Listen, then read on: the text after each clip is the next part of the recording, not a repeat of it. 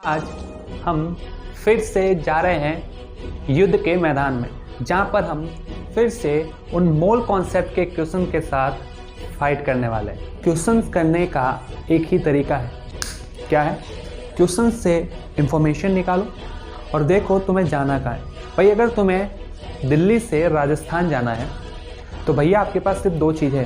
पहला, आपको पता है कि आप कहाँ पे हो, आपके पास इंफॉर्मेशन क्या है कि आप कहाँ पे हो, और दूसरा आपको जाना कहाँ है। तो आप कहाँ पे हो और दूसरा कहाँ पे जाना है, तो उस हिसाब से आप क्या लेते हो, बस पकड़ते हो। उसी तरह से ये क्वेश्चन है, इससे आपको इंफॉर्मेशन निकालनी है और दूसरा देखना आपको जाना कहाँ पे है। इंफॉर्मेशन निकालनी है और दूसरा देखना जाना कहाँ पे, आपको अपना पता चल जाएगा तुम्हें कौन सी बस में बैठना है, मतलब तुम्हें कौन सा कंसेप्ट यूज करना है, कौन सा फॉर्मूला यूज करना है। Hello my future doctors and future engineer, तो welcome to all of you the mind physics. आज हम फिर से जा रहे हैं युद्ध के मैदान में, जहां पर हम फिर से उन मोल कॉन्सेप्ट के क्वेश्चन के साथ फाइट करने वाले हैं। तो फिर से मैं लेके आ चुका हूं आपके लिए कुछ और अच्छे लेवल के क्वेश्चंस। पहला है, calculate charge in Faraday on 2.8 gram N3 minus. यानी आपको यहाँ पे चार्ज निकालना है फैराडे में। क्या होता है सुनो,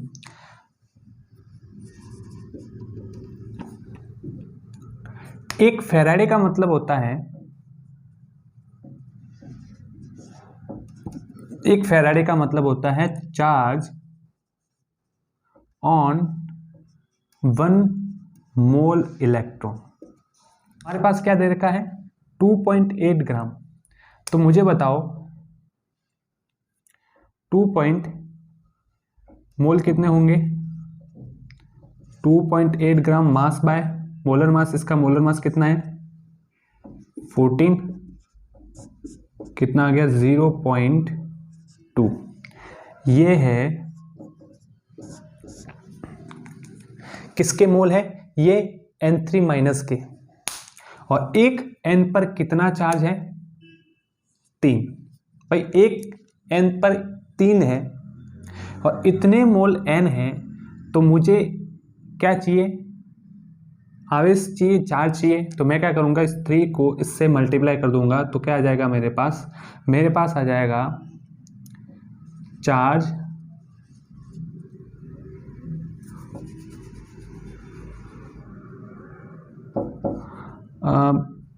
मोल ऑफ इलेक्ट्रॉन इक्वल टू कितना आ जाएगा 0.2 इंटू 3 इक्वल टू 0.6, और जो 0.6 है यही है फैराडे।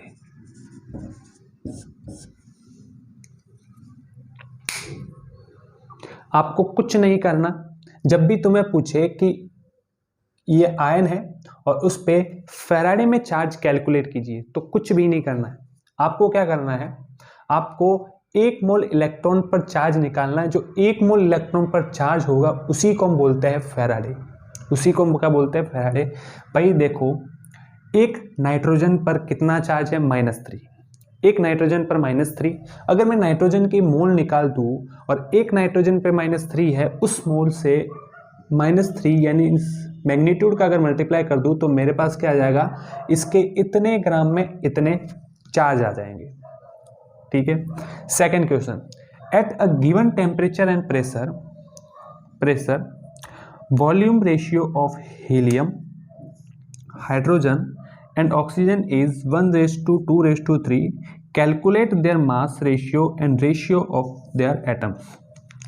भाई क्वेश्चंस करने का एक ही तरीका है, क्या है? क्वेश्चन से इंफॉर्मेशन निकालो और देखो तुम्हें जाना कहाँ है। भाई अगर तुम्हें दिल्ली से राजस्थान जाना है तो भैया आपके पास सिर्फ दो चीज़ है। पहला, आपको पता है कि आप कहाँ पे हो, आपके पास इंफॉर्मेशन क्या है कि आप कहाँ पे हो, और दूसरा आपको जाना कहाँ है। तो आप कहाँ पे हो और दूसरा कहाँ पे जाना है, तो उस हिसाब से आप क्या लेते हो, बस पकड़ते हो। उसी तरह से ये क्वेश्चन है, इससे आपको इंफॉर्मेशन निकालनी है और दूसरा देखना आपको जाना कहाँ पे है।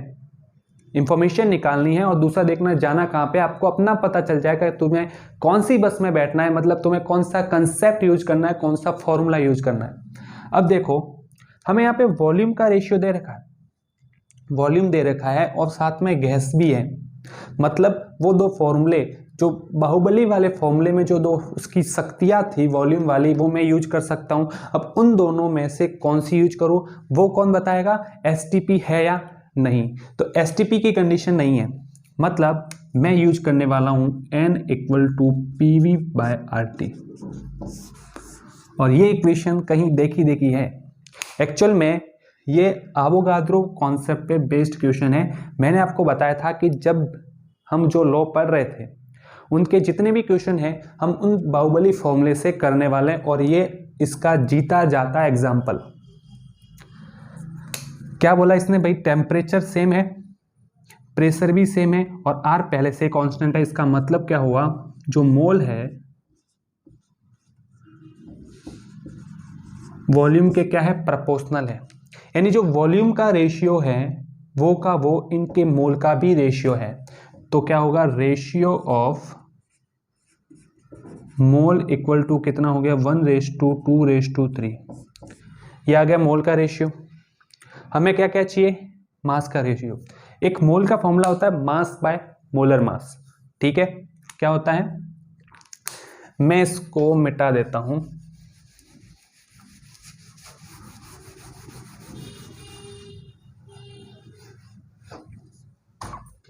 क्या है, mass by molar mass, mole equal to mass by molar mass. अगर आपको मास चाहिए तो मोलर मास को वहां पे मल्टीप्लाई कर दो, यानी मोल इंटू मोलर मास बराबर मास हो जाएगा।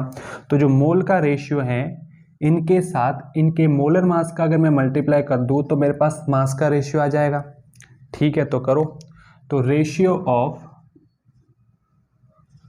मास इक्वल टू क्या होगा, 1 इंटू इसका मोलर मास किसका, ये 1 किसका है, हीलियम का, और हीलियम का मोलर मास कितना होता है 4 ये किसका है, हाइड्रोजन का, और एक हाइड्रोजन कौन सा है यहाँ पे, मॉलिक्यूल फॉर्म में। भाई जब हाइड्रोजन, नाइट्रोजन, ऑक्सीजन ऐसे कुछ बोल रखा है और अगर आपको पता ना लगे कि इनको मॉलिक्यूल फॉर्म में लेना है या एटॉमिक फॉर्म में, तो याद रखना जो इसकी स्टेबल कंडीशन होगी उसी फॉर्म में इसको लिया जाएगा, और ये स्टेबल जो है वो H2 की फॉर्म में रहता है। कितना है, 2। नेक्स्ट है ऑक्सीजन, ऑक्सीजन का इतना दे रखा है 3 × 32, क्योंकि एक ऑक्सीजन का कितना 16 और 2 का कितना हो जाएगा 32। तो ये कितना हो गया 4:4 कितना हो गया ये 696, 1:1 कितना हो जाएगा 96 डिवाइड बाय 4, 2 8 1 16 4 24 हो जाएगा। ये आ गया रेशियो ऑफ मास। दूसरा हमें क्या निकालना है, रेशियो ऑफ देयर एटम्स। हमें नंबर ऑफ पार्टिकल्स पे जाना है और हमारे पास मोल का एक फॉर्मूला है, mole equal to number of atoms upon Na। अगर आपको नंबर ऑफ एटम्स निकालने हैं तो मैं मोल को Na से मल्टीप्लाई कर दूं तो नंबर ऑफ एटम्स आ जाएंगे, बस यही करना है। इनके मोल का रेशियो पकड़ो, रेशियो ऑफ क्या है एटम्स इक्वल टू क्या है 1 × Na। हीलियम एक ही एटम है, हाइड्रोजन को लो 2 × Na। एक हाइड्रोजन मॉलिक्यूल में कितने एटम है, ये मॉलिक्यूल का रेशियो आया, अभी तक एटम का रेशियो नहीं आया। मैंने बताया था सबसे पहले हम मॉलिक्यूल का रेशियो निकालते हैं, उसके बाद देखते हैं कि हमें निकालना क्या है। तो ये मैं मॉलिक्यूल का रेशियो निकाल रहा हूं, ठीक है। ये क्या है, मॉलिक्यूल का रेशियो कितना है 3 × Na। अब मुझे नंबर ऑफ यानी रेशियो ऑफ क्या चाहिए, एटम्स। तो कुछ नहीं करना, इनके एक मॉलिक्यूल में जितने भी एटम हैं उनसे मल्टीप्लाई कर दो। हीलियम के अंदर तो भैया एक ही होता है, एक हाइड्रोजन के मॉलिक्यूल में कितना होता है, 2 × 2, और ऑक्सीजन के अंदर कितना होता है, 2, ये 2, बस Na से Na कट गया, क्या आया, 1:4:6, ये आपका है रेशियो ऑफ देयर एटम्स। कुछ नहीं, बस सिंपल तरीके से क्वेश्चन आते हैं। आपको हर क्वेश्चन में सिर्फ 2 चीज देखनी होती है कि क्वेश्चन में क्या इंफॉर्मेशन दे रखी है और हमें जाना क्या है। इंफॉर्मेशन से और जाने की वाली चीज है, जब इन दोनों को आप कनेक्ट करोगे तो आपके सामने तैयार हो जाएगी एक बस, मतलब एक कॉन्सेप्ट आपके सामने क्रिएट हो जाएगा। अब इसी पर बेस्ड एक थ्योरेटिकल क्वेश्चन भी है। At a given temperature and pressure helium, oxygen and ozone are present in 3 containers. 3 container है जिसमें 3 गैस भरी हुई है, एक हीलियम, एक ऑक्सीजन और एक ओजोन, ठीक है। और तीनों कंटेनर में वॉल्यूम जो है वो सेम है। तो इसमें पूछा है कि इन ये जो ऑप्शंस दे रखे हैं आपको, इसमें से कौन सी चीज है जो इन तीनों के लिए सेम होगी। अब ये देखो, उस क्वेश्चन से पहले मैं इंफॉर्मेशन निकालता हूँ। ये क्वेश्चन है, इसने मुझे बोला है टेम्परेचर और प्रेशर, ठीक है, और बोला है कि हीलियम, ऑक्सीजन और ओजोन गैस की बात हो रही है, साथ में वॉल्यूम की बात हो रही है। मतलब यहाँ पे कहीं ना कहीं जाना है। यहाँ पे मैं बता रहा हूँ वो बाहुबली फॉर्मूला, 2 फॉर्मूले, क्या एसटीपी की कंडीशन है, नहीं है। मतलब N = PV/RT। इसने बोला तीनों गैसों के लिए टेम्परेचर, प्रेशर तो सेम है ही, आर कांस्टेंट है ही, और एक और चीज बोल दी इसने कि वॉल्यूम जो है वो तीनों के लिए इक्वल है, मतलब वॉल्यूम भी कांस्टेंट। मतलब यहां से आपको एक चीज पता लग गई कि मोल जो है वो क्या है, कांस्टेंट है। अब जैसे ही लोगों ने देखा कि भैया मोल कांस्टेंट है, तो सीधा 4th ऑप्शन पे टिक लगा दिया और उनका क्वेश्चन हो गया गलत। नहीं, जब भी तुम्हें नन ऑफ दीज वाली कंडीशन दिख जाए ना, तो वहां पे ऑप्शन चेक किए जाते हैं। क्या किया जाता है, ऑप्शन को चेक किया जाता है। कैसे चेक करना है, हमें एक चीज पता लग गई कि मोल है वो कांस्टेंट है। अब मोल का एक फॉर्मूला है मेरे पास मास से रिलेटेड, क्या है, मोल = मास बाय मोलर मास। भाई मोल कांस्टेंट है, इसका मतलब मास और मोलर मास क्या होगा, सेम होगा। भाई ये अगर कांस्टेंट है, इसकी वैल्यू 1 है, तो मास = मोलर मास हुआ। मुझे बताओ क्या हीलियम, ऑक्सीजन, ओजोन का मोलर मास सेम होता है, नहीं। इसका मतलब इनका मास भी सेम नहीं होगा, मतलब पहला तो गया। दूसरा देखो, एटम्स, मोल = नंबर ऑफ, हम जाते हैं पहले मॉलिक्यूल्स पे, ठीक है, उसके बाद हम जाते हैं नंबर ऑफ एटम्स पे। मोल है मतलब इसकी वैल्यू 1 है, कांस्टेंट है, मतलब नंबर ऑफ मॉलिक्यूल जो है वो Na के इक्वल होंगे, नंबर ऑफ मॉलिक्यूल Na के इक्वल होंगे। और भैया Na तो सबके लिए सेम है, Na खुद एक कांस्टेंट वैल्यू है, Na खुद एक कांस्टेंट वैल्यू, इसका मतलब नंबर ऑफ मोल कांस्टेंट है, यानी option 3rd is correct option. अब सेकंड का अगर तुम देखोगे तो नंबर ऑफ मॉलिक्यूल तो कांस्टेंट है, हीलियम में 1 एटम, ऑक्सीजन में 2 एटम और ओजोन में 3 एटम, क्या एटम्स सेम है, नहीं है। तो ऑप्शन क्या जाएगा, 3rd। नेक्स्ट क्वेश्चन देखो, जेईई मेंस 2019 में आया वो सवाल है।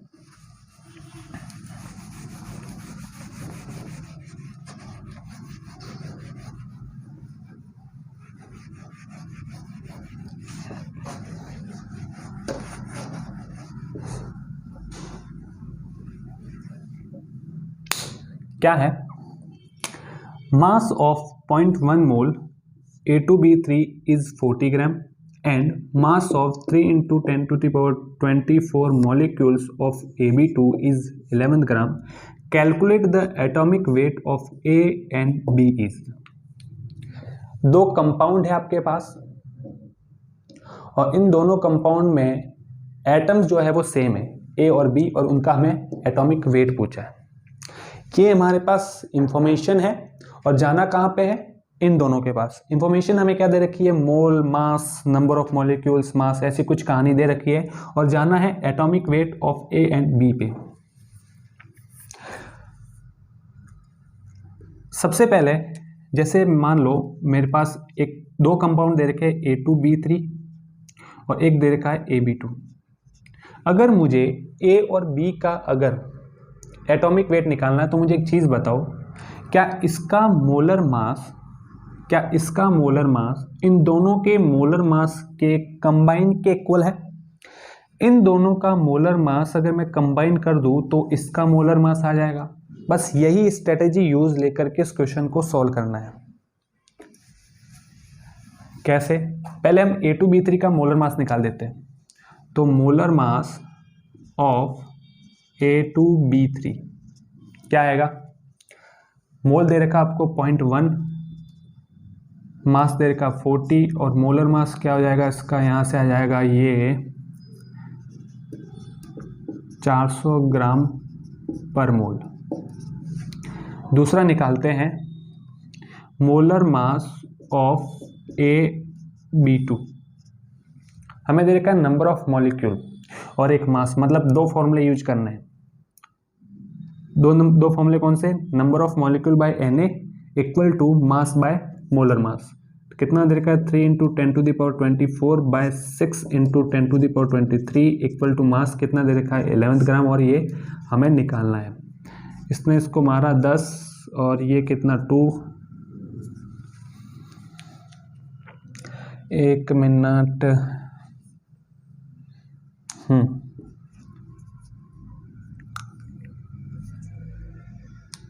341 ठीक है, equal to 11 by molar mass.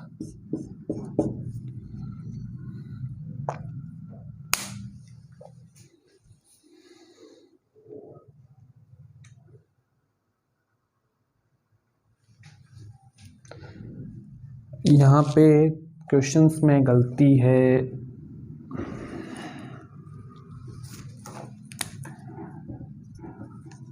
Three into 10⁻22 है, 40 नहीं है।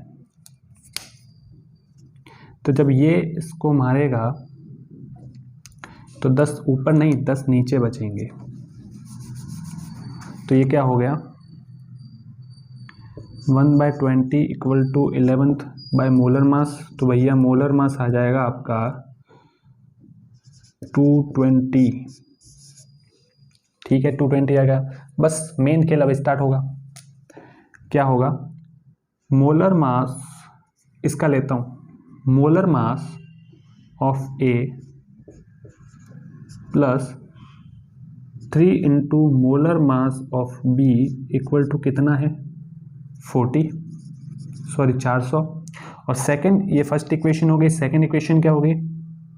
इसका लो, molar mass of A plus 2 into molar mass of B equal to कितना दे रखा है? 220। ये सेकंड इक्वेशन। अब हम यहाँ से भाई दो वेरिएबल है और दो इक्वेशन है, मतलब हम आराम से खेल सकते हैं। साइन चेंज करो, ये पॉजिटिव है, ये भी पॉजिटिव है, मैंने इसके साइन चेंज किए। ये माइनस में, ये भी माइनस में। ये 10th क्लास की चीज़ें हैं और इन दोनों में से मुझे किसी एक को उड़ाना है, तो उस हिसाब से इक्वेशन को मैं क्या करूँगा? ऊपर नीचे मल्टीप्लाई करने वाला हूँ। ऊपर वाले को मैंने किया 1 से और नीचे वाले को किया 2 से, ताकि मैं इस वाले को उड़ा सकूँ। जब इसको मैंने 2 से मल्टीप्लाई किया तो ये कितना हो गया? ये हो गया, मैं यहाँ लिख देता हूँ 2, कितना हो गया? 2 ma माइनस वाला माइनस 2 4 mmb इक्वल टू ये कितना हो गया? 440 माइनस। तो भैया ये और ये मर गया, इसमें से ये माइनस गया तो कितना हो गया? Minus m molar mass of B equal to, यहाँ से ये गया कितना हो गया? Minus of 40। तो मोलर मास ऑफ B कितना आ गया? 40। ये आपके पास आ गया। अब इस वैल्यू को आप इसमें रख दो, आपके पास क्या आ जाएगा? मोलर मास ऑफ A आ जाएगा।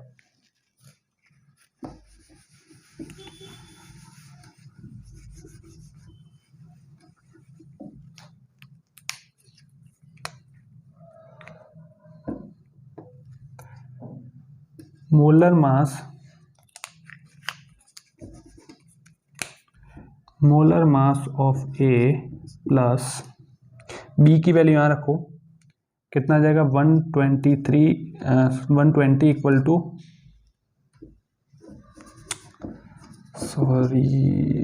120 80 पे ये वैल्यू यहाँ रखी, 2 से मल्टीप्लाई हुआ कितना हो गया 80 और ये कितना है 220, तो ये कितना हो जाएगा mass molar mass of A equal to 160